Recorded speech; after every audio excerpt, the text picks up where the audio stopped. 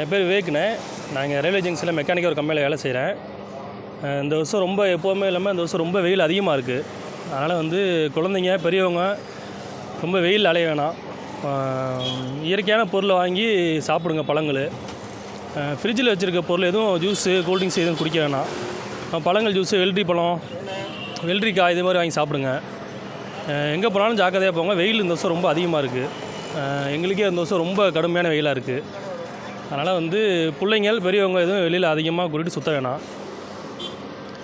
இந்த வெள்ளரி பழம், தர்பூசணி பழம் இது மாதிரி வாங்கி சாப்பிட்டிங்கன்னா, மோர் இது மாதிரி 3 வேளைக்கு ஒரு பொருள் எடுத்துக்கிட்டிங்கன்னா கொஞ்சம் உடம்பு கொஞ்சம் ஆரோக்கியமாக இருக்கும். கரும்பு ஜூஸு இதெல்லாம் குடிங்க. ஃப்ரிட்ஜில் வச்சுருக்கதோ ஐஸ் பொருள் எதுவும் அதிகமாக சாப்பிட வேணாம். சளி பிடிக்க கொஞ்சம் வாய்ப்பு இருக்கும்.